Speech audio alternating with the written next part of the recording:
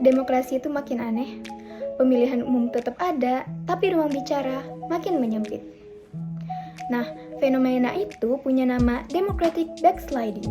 Dan hari ini, aku bakal ngajak kamu untuk ngulik kenapa kemunduran demokrasi ini bisa terjadi. Gak cuma karena elit politik, tapi juga karena struktur global dan cara masyarakat memahami demokrasi itu sendiri. Dan hari ini, aku akan membahas kasus tersebut menggunakan kacamata critical theory dari Devetak, Linkletter, dan Connolly. So, let's break it down!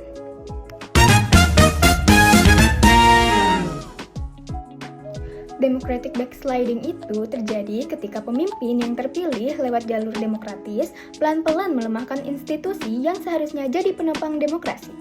Menariknya, penelitian Wunsch, Jacob, dan Dirksen pada tahun 2025 nunjukin bahwa penyebabnya gak cuma dari elit politik, tapi juga dari masyarakat.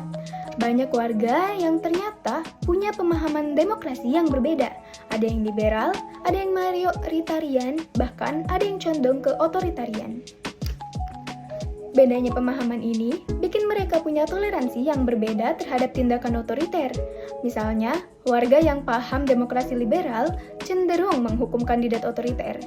Tapi kelompok lain bisa aja tetap ngedukung selama mereka ngerasa kebutuhan stabilitasnya terpenuhi.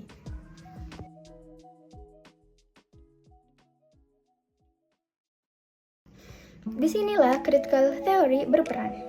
Devetak bilang bahwa neoliberalisme dan kapitalisme global membentuk cara kita berpikir, bahkan membentuk apa yang kita anggap sebagai normal.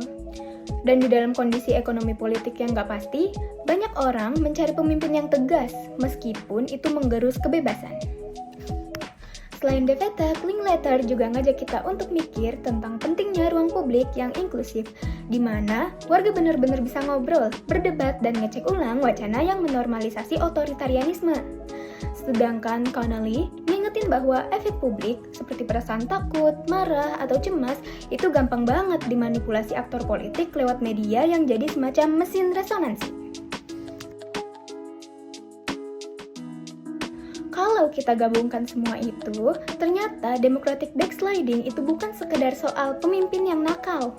Ini tentang warga yang hidup dalam sistem neoliberal yang menciptakan ketimpangan dan ketidakpastian. Dalam situasi seperti ini, narasi otoriter yang menjanjikan stabilitas terlihat jadi masuk akal. Media dan wacana hegemonik ikut memperkuat hal itu.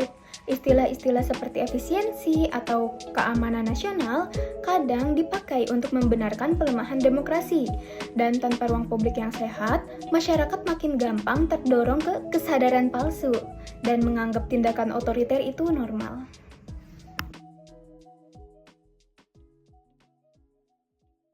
Teori kritis gak cuma mengkritik, tapi juga kasih arah perubahan.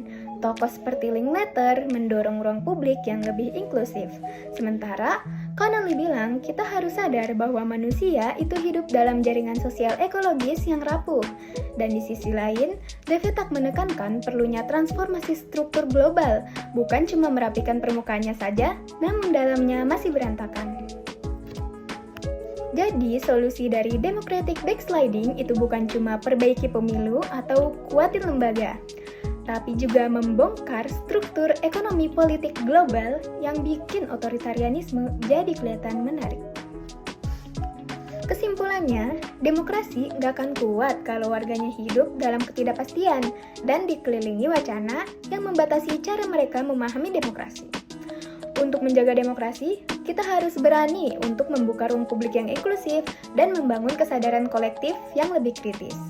Terima kasih sudah menonton, jangan lupa share kalau kamu merasa konten ini penting.